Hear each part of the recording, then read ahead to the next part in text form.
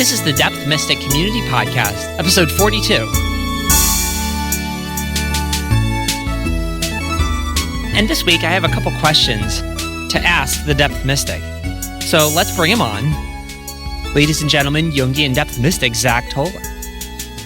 Hello. It's another episode of our strange podcast, episode 42. That's a strange number, too. It's supposedly the answer to life, the universe, and everything. Yeah, but is there anything depth mystical about the number 42? No, not really. I mean, 6 is a pretty mystical number. It's like a dual trinity. And 7 is a magical number. But multiplying them together and then saying 42 is some kind of magical number is a little bit of a stretch. It's kind of just a number. Okay, yeah. So the first question I wanted to ask you for this week is, I was talking to a friend recently, and she said she was interested in a description of the current state of the world, which says that during COVID, the world fell into an alternate timeline. And now we're living out a kind of dark timeline, imagining parallel universes. And she felt like things are pretty dark. And I wondered what you think about that. Oh, well, yeah, things are actually really dark, I'd say. We haven't always spent our episodes talking about the state of the world because we've focused on the depth mystical story. But the concern comes from the fact that people do feel like something weird happened during the COVID years and that it's never been explained or addressed. And the way I look at this from the point of view of the big picture is that if enough people fail to take responsibility for enough things, then eventually things will fall apart in one way or another. And the particular way in which things fell apart during the COVID period is one of the ways in which things could fall apart if enough people, especially in positions of power and influence, fail to take sufficient responsibility for their situations. So are you saying before COVID, something was more tied together and that there was a kind of a unity, and then inevitably that unity would fall apart, but that the reason it feels like one specific alternative timeline as opposed to many others is because it kind of is? Yeah. If a dead tree is standing for long enough, eventually something's going to make it collapse. And the specific direction that it falls, it can't be predicted. But you knew it was going to fall. The reason it fell is because there were too few people with sufficient consciousness in positions of influence to see to it that the great tree of society wouldn't fall. And the reason things feel weird now, they happen to fall in a certain direction, is because the tree was dead and was going to fall in some direction. Yeah, okay, well, I guess that's a big picture explanation for the situation, which I should have expected from a depth mystic. But we're definitely lacking all sorts of specifics in your answer. Yeah, there are a lot of specifics, and I pay attention to all of them. But if I'm going to answer the question, I want to approach it from the biggest perspective possible, the 40,000-foot view. I see what you're doing, but it's still kind of disappointing you didn't get into any real details. There are definitely 1,000 details, and I study as many as I can. But I'm trying to answer the question from the big picture. And I guess the key thing I have to add is simply that the accumulation of negative energy was present long before COVID. COVID's simply when the tree fell.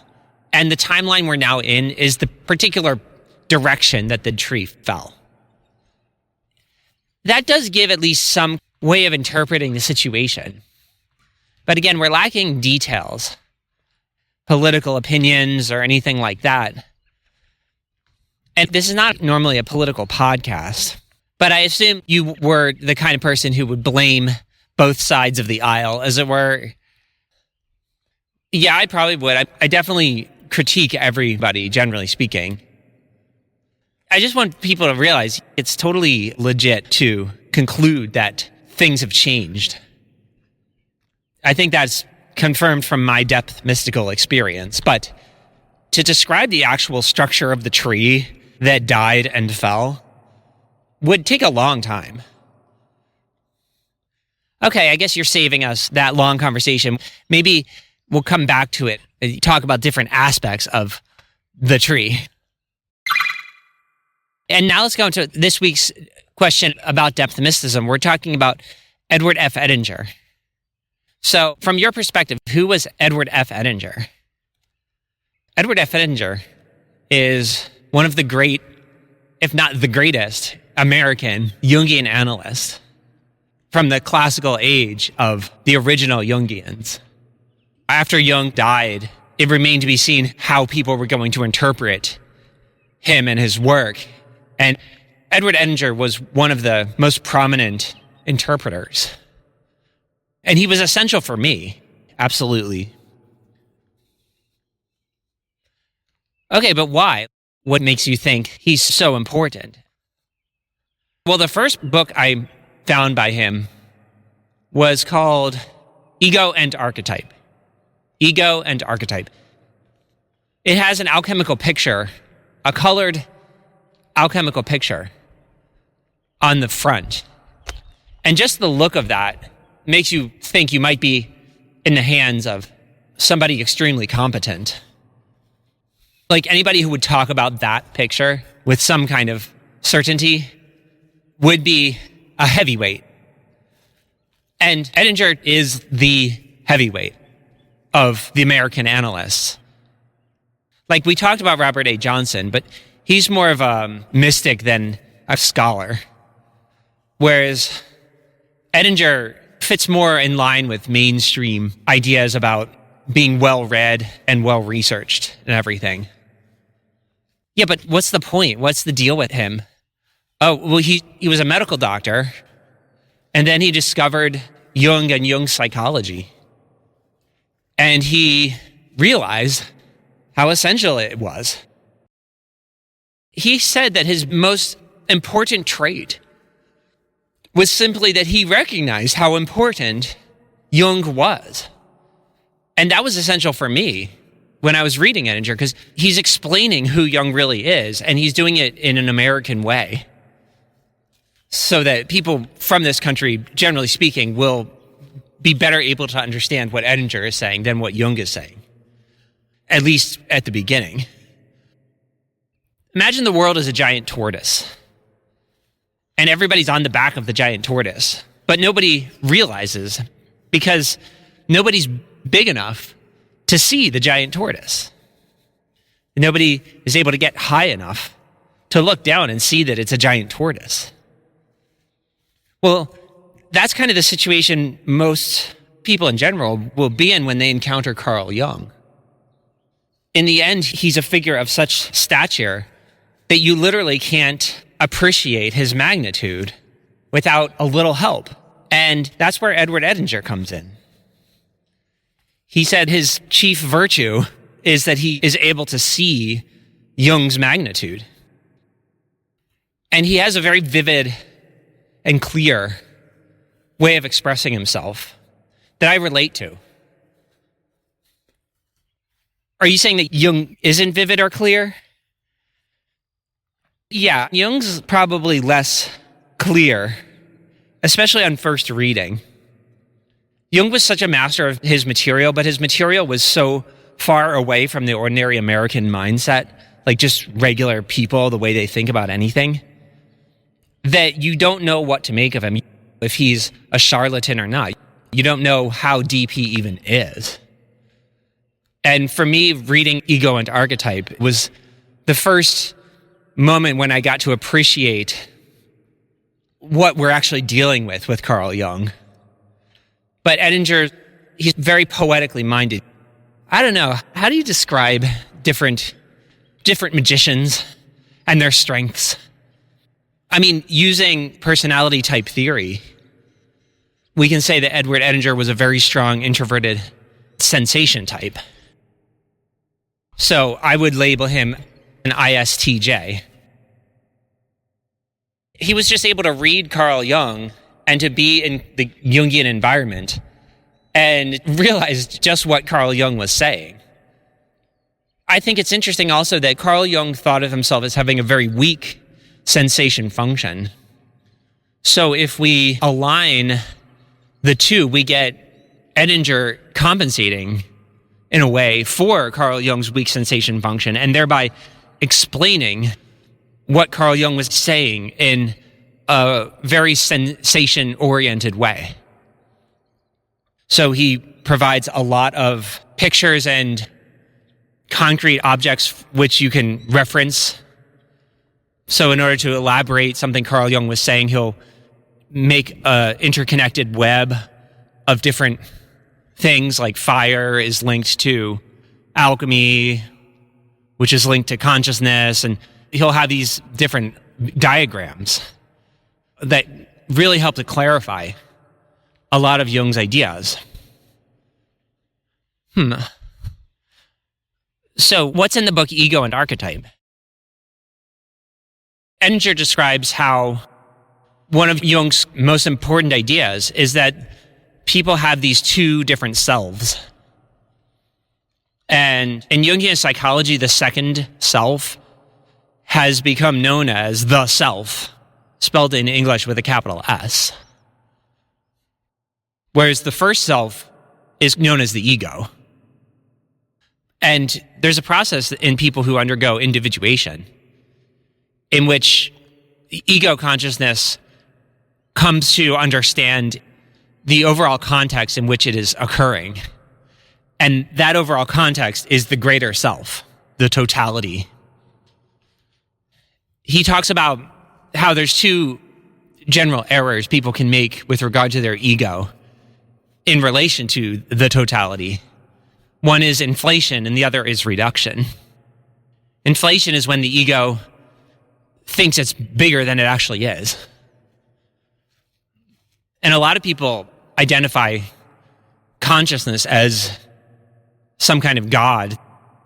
In their language, they'll say consciousness is, they'll treat it like it's a God. And that would be something like an inflation of the ego, which is concluded that consciousness has godlike properties. And it sort of does. And consciousness self-assesses as a god. So it's a common sort of mistake. But that would be a kind of inflation. And reduction would be when phenomena that are actually more powerful are thought of as insignificant. Reduction is what this modern scientific era does to religion and to alchemy. Like when you meet an atheist, the way they consider it impossible for religion to have any value at all, and the extremely quick dismissal of the entire history of religion as a bunch of hooey, that would be an example of reduction. It's like a failure to realize just how much important stuff is actually there. There's a number of essays in that book. It's his first major work, and he said it represents the culmination of basically the decade of the 1960s in accumulating understanding. And then throughout his life, he wrote, just like Robert A. Johnson, he produced a lot of books about all sorts of different things. And I think the most important thing for me is he's like a kindred spirit. Edinger had the intelligence and the depth to make me feel like I understand who he really is. And that's why I put myself in the same group of people as he is in. I put him and Robert A. Johnson and Jung and Joseph Campbell in this very elite group of mostly Jungians, but I call them the depth mystic pantheon. I should point out that Edinger wasn't really a mystic. He was a medical doctor and an extremely articulate Jungian analyst with a strong connection to just about everything that matters to me. However, he doesn't show any evidence of identifying as a mystic. As far as I care, Edinger is a fully trained depth mystic. He qualifies for all of the credentials that I want to give to the people who are in my group. Another relevant fact about him was that he would tell his audiences that if you wanted to know who he was, just read Ralph Waldo Emerson. And a lot of people who knew him thought of him as a 20th century Emerson. Oh, well, that's really interesting. But what would we do with that? A lot of people don't even know who Emerson was. Right. I'll tell you what I do with it. I have this concept that I call the immaculate psychological function. There are 8 different psychological functions. If you have an accelerated introverted function and an accelerated extroverted of the same function, I call that an immaculate function. And what I identify in Edinger and Emerson and some other people like Bob Dylan is a great example, is this immaculate sensation function. It just means that you have a really strong introverted sensation function paired with an extremely strong extroverted sensation function. Of course, that requires knowledge of the Jungian terminology. It's a little bit in the weeds, but it is a very valuable technique for identifying what are the precise characteristics of the people that we are grouping together. And so when you read Emerson, you will be able to experience this. And if you stumble upon any books by Edward F. Edinger, you'll have the same phenomenon. You'll be in the presence of an immaculate sensation function. Remember, there's 4 functions: sensation, intuition, thinking, and feeling. I have an immaculate intuition function, for what it's worth. Well, I'm sure it's worth a lot, but we're going to be talking about Edward F. Edinger this time around. So what are some other of Edinger's works? I highly recommend Ego and Archetype.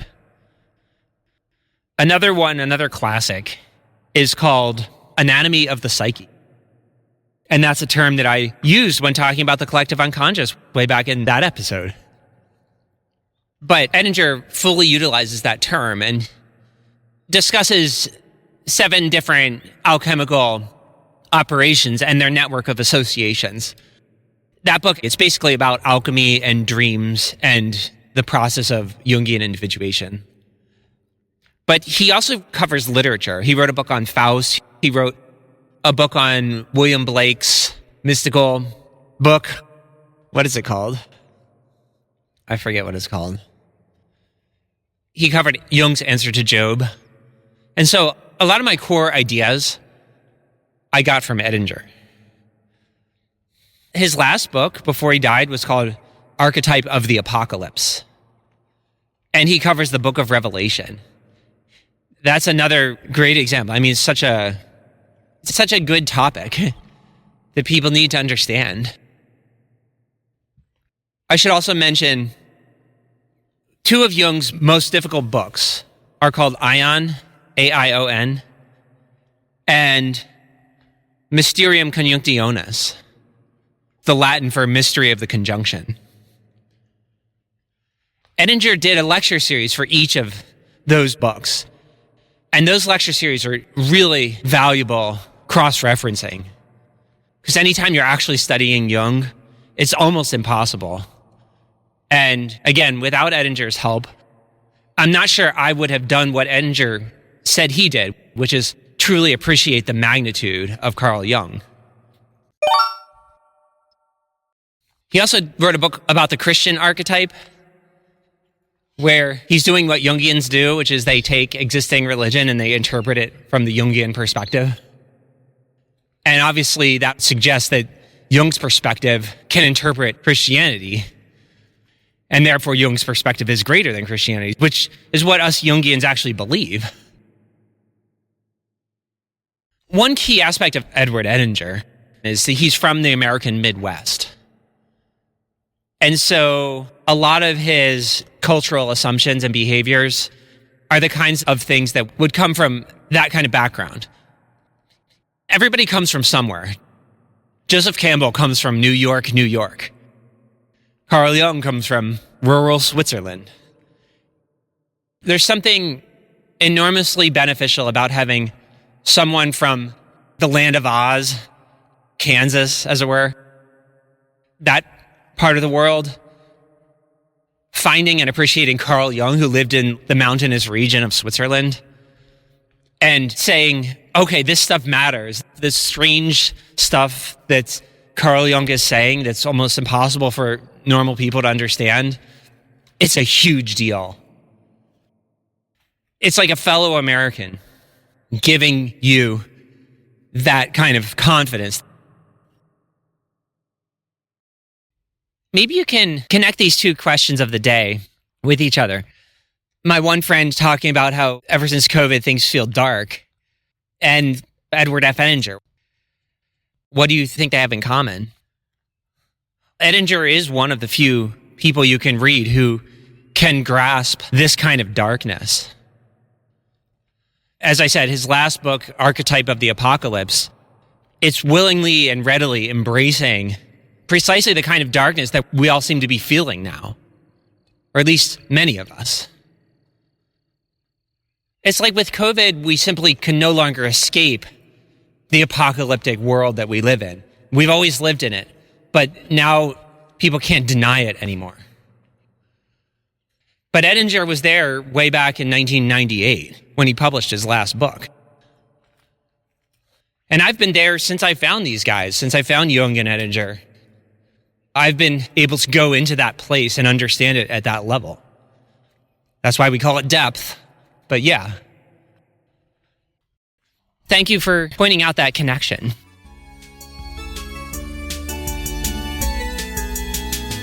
And that will do it for episode 42 of the Depth Mystic Community Podcast. There you have it, ladies and gentlemen, the answer to life, universe, and everything.